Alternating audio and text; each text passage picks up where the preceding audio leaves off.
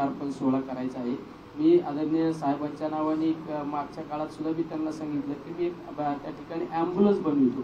ती ॲम्ब्युलन्स म्हणजे फिरता दवाखाना असणार आहे, त्यामध्ये डॉक्टरांची सगळी टीम असणार आहे, प्रत्येक वाडी वस्ती जाऊन डॉक्टर लोक चेकअप करणार, त्या ठिकाणी ECG होणार। अशी अद्ययावत म्हणजे आतापर्यंत कुठल्या मतदारसंघामध्ये अशी ॲम्ब्युलन्स नाही, अशी एक ॲम्ब्युलन्स अद्ययावत सुद्धा साहेबांच्या नावाने बनवत आहे। म्हणून आज या ठिकाणी सर्वजण आमचे नगर जिल्ह्यातील सुद्धा सहकारी या ठिकाणी उपस्थित आहे। मला 2 शब्द मांडण्याची संधी दिली त्याबद्दल सर्व संयोजकांचे धन्यवाद देतो। थँक्यू। रामकृष्ण।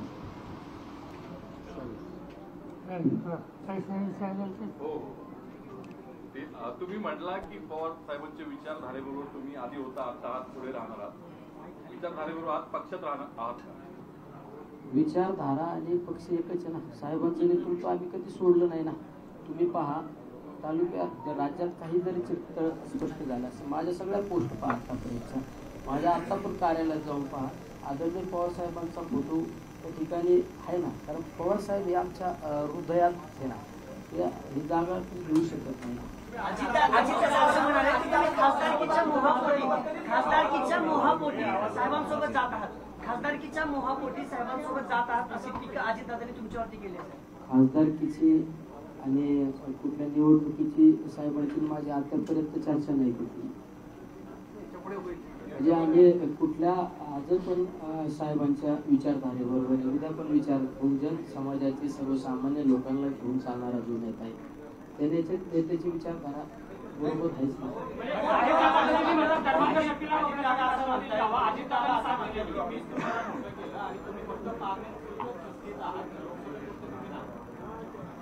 आज मी पुस्तक प्रकाशनासाठी आलेलो आहे।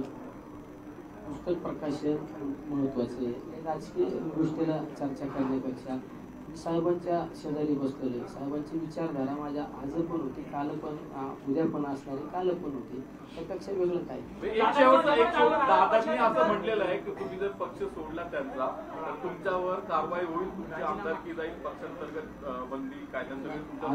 अजून काही मी कुठं ऐकलं पण नाही, माझ्याशी असं कुठली चर्चा पण नाही। म्हणतात ना, डोळ्याचं आणि कानाचं 4 बोट अंतर असतं, असं असो। तर मी प्रत्यक्षरित्या माझ्याशी बोलणं झाल्यानंतरच त्या गोष्टीचं उत्तर देऊ शकतो।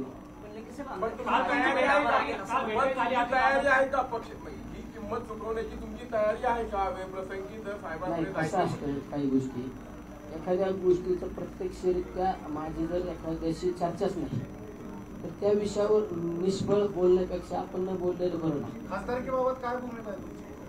इथं मी ह्या सगळ्या प्रक्रियेतला एक सगळ्यात छोटा घटक आहे। या ठिकाणी सगळे नेते मंडळी बसलेले आहेत, त्यामुळे नेते असल्यानंतर एखाद्या कार्यकर्त्यांनी ती सुसंस्कृतपणा पाळायचा असतो, त्याच्यामुळे मी त्या गोष्टी न बोललेलं बरं। संभाजी महानाट्य घेऊन खासदार अमोल कोल्हे तुमच्याकडे आले होते, त्यावेळेस काही बोलणे झाले का? त्यावेळेस अमोल कोल्हेंनी गळ टाकला तुम्हाला? शिवपुत्र संभाजी महाराजांचे महानाट्य हे आमचं गेले कित्येक दिवसापासून आमचं चाललं होतं की मला माझ्या मतदारसंघामध्ये महानाट्य ठेवायचं। कधी कधी त्यांच्या तारखा ॲडजस्ट होत नव्हता आणि त्यांची आणि आमची, तुम्ही जरा मागचा इतिहास पाहिला 2019च्या आधीचा, आम्ही एकत्रच होतो। आमचे एक वेगळे संबंध, एकदम भावासारखे संबंध, नेहमी अधिकाराने एकमेकाला त्या ठिकाणी आम्ही अधिकारवाणी सांगण्याचं काम करतो। आणि नेमकं मी त्यांना हट्ट केला की खासदार साहेब, तुम्ही मला फक्त एका बाजूने म्हणता की माझा भाऊ आहे आणि तुम्ही माझ्या मतदारसंघात मला महानाट्याला त्या ठिकाणी तारीख दिली पाहिजे, नाही तुम्ही उठणार नाही। त्यांनी त्याच वेळेस त्यांचा एक नियोजित कार्यक्रम सुद्धा कॅन्सल केला आणि मला त्या ठिकाणी माझ्या मतदारसंघामध्ये महानाट्य दिले। आणि मी तर बऱ्याच पत्रकारांना, आमच्या नगरच्या सुद्धा मीडियावाल्यांना, पत्रकारांना सांगितलं, त्यांनी सांगितलं की ह्या सगळ्या ज्या खर्चाच्या ज्या बाजू ते काय केलं। मला आज पण ते समक्ष आहे, कुठल्या गोष्टीचा त्या गोष्टीवर आम्ही विचार केला नाही, त्या चर्चा सुद्धा नाही। एक प्रश्न, आता तुम्ही या ठिकाणी आलेला आहात, पवार साहेबांच्या पक्षाचे सर्व नगर जिल्ह्यातले नेते तुमच्या बरोबर आहेत, अजित पवार यांच्या पक्षातलं कोणीच दिसत नाही। आम्ही सगळे बरोबरच आहेत ना। तुमच्या हातात घड्याळ आहे का तुतारी आहे? आदरणीय साहेब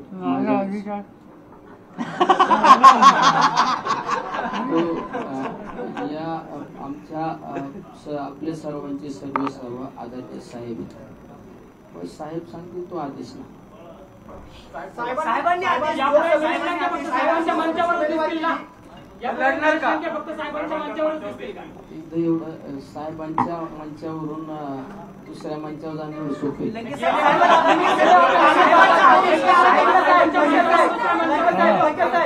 साहेब, अजितदादांनी वेगळी भूमिका घेतल्यानंतर तुम्ही अजितदादांसोबत गेला होतात का की साहेबांसोबत होता?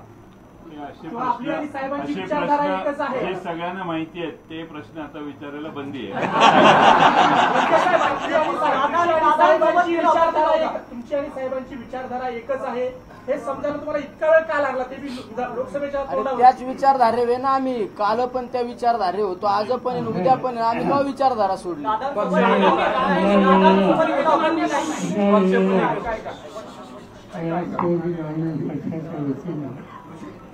पाण्याची जागा गरजेचा मिळाला त्यावेळेला पाण्यामध्ये लढण्यासाठी तयार असणारे आणखी आमचे काही सहकारी होते.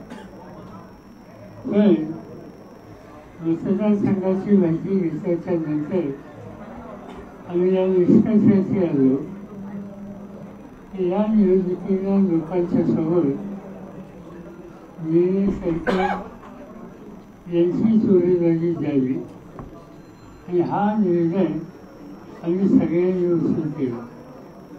पारनेर हा दुष्काळी तालुका, त्याचं चित्र बदलण्यासाठी अनेक वर्ष आम्हाला सगळ्यांची प्रयत्न. तिथे MIDC आणली, कारखानदारी वाढवली, तिथं दुधाचा धंदा वाढण्याच्यासाठी काही काळजी घेतली. आणि पारनेर एक असं ठिकाण आहे की फार मोठ्या प्रमाणावर तिथले नागरिक मुंबईत काम करतात. त्या सगळ्यांना संघटित करण्याचा प्रयत्नसुद्धा आम्ही केला. आणि त्याचं महत्त्वाचं कारण पारनेरने महाराष्ट्राच्या राजकारणामध्ये मला आणि माझ्या विचाराला नेहमी पाठिंबा दिला. अनेक वेळेला तिथे विधानसभेचे सभासद आम्ही ज्यांना त्यांच्या पुढे दिले त्यांना निवडून देण्याचं काम पारनेरच्या जनतेने केलं. आणि म्हणून अशांच्याच काम करणारा आणि अत्यंत सामान्य परिस्थितीचा पण अत्यंत कष्ट करणारा म्हणून आम्ही यांच्याकडे पाहतो. आणि त्या दृष्टीनं त्यांनी विधानसभेला संधी मिळालेली स्वतः त्याच्या प्रचाराला गेलो, सभाही घेतल्या होत्या. आणि ते विजय झाल्याच्या नंतर त्यांनी पारनेरच्या जनतेची सोय सेवा ही अखंडपणाने चालू ठेवली. आणि त्यामुळं म्हणजे काही निर्णय त्यांचे झाले असतील अथवा नसतील, पण त्यांची बांधिलकी जनतेशी प्रामाणिकपणाने होती. आणि बांधिलकी जनतेची जे शिकवतात त्यांच्याशी आमची साथ ही कायम असते. अनेक लोक काही विरोधी पक्षातही असतात, पण लोकांच्यासाठी काम करतात, त्यांना मी प्रोत्साहन देतो. आज त्याचं मी या ठिकाणी स्वागत करतो. पक्षाच्या कार्यालयात जे आले, माझी खात्री आहे ते थोडं दुष्काळाचं संकट आहे, पारनेरच्या भागामध्ये पाऊस पाणी कमी आहे. आणि अशा वेळेला शिकायचं काम करणारा लोकप्रतिनिधी तिथं असणं आवश्यक आहे. आणि ती गरज बँकेच्या माध्यमातून लागते, त्याचा आनंद आम्हाला सगळ्यांना आहे. त्यापेक्षा अधिक या ठिकाणी सांगायची आवश्यकता नाही. जनतेची सेवा करण्यासाठी ती कमी पडणार नाही. आणि काही आवश्यकता त्यांना लागली तर आमच्या सगळ्यांची साथ लोकांच्या सेवेसाठी त्यांच्यावर राहील. चला, नमस्कार. साहेब एक फक्त प्रश्न आहे. आम्हाला लंके साहेब जयंत पाटलांसोबत मुंबईत दिसतील की अमोल कोल्हे आणि सुप्रिया सुळेंसोबत दिल्लीत दिसतील? पारनेरमध्ये दिसतील. तिथं दुष्काळ फायदा आहे, मुंबईत काय काम आहे. चला, थँक्यू. तुम्ही पवार साहेबांच्या सोबत आहात, त्यांच्या विचारांच्या सोबत आहात असं म्हटलात, मात्र तुम्ही अजितदादांची साथ सोडून तुम्ही पवार साहेबांसोबत आलात का, हे क्लिअर का? बरोबर आहे ना. तर ते निवडणूक आयुक्त 2 नवे नियुक्त केलेले आहेत. आधी रंजन चौधरींनी त्याला आक्षेप घेतलेला आहे. आपली काय भूमिका आहे? निवडीची प्रक्रिया जी आहे त्याच्यावरतीच आमचा ऑब्झर्वेशन. म्हणजे काय होतं, पूर्वी निवडीच्या प्रक्रियेमध्ये केंद्र सरकारचे 2 लोक आणि सुप्रीम कोर्टाचे 1 न्यायाधीश मध्यंतरी सिलेक्शनच्या सिस्टीममध्ये बदल केला आणि सुप्रीम कोर्टाचे जज होते त्यांना कमी केलं. आज विरोधी पक्षनेता एकटा आणि केंद्र सरकारच्या मंत्रिमंडळाचे 2 अशा 3घांना त्याची निवड करायचा अधिकार आहे. त्याचा स्वच्छ अर्थ आहे की फक्त मोदी ठरवतील त्यांनाच त्या ठिकाणी निवडलं जाईल.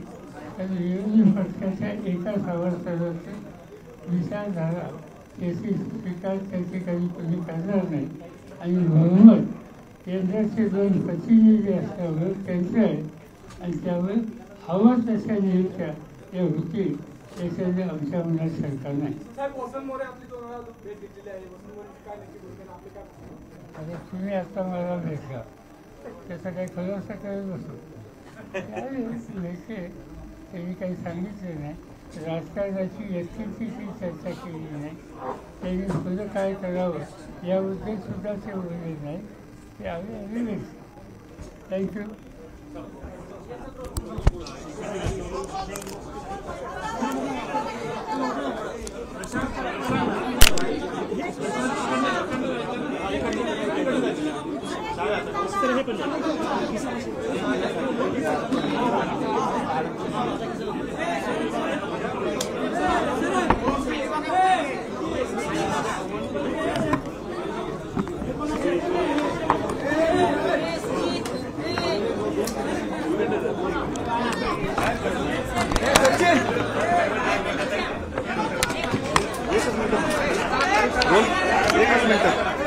निलेश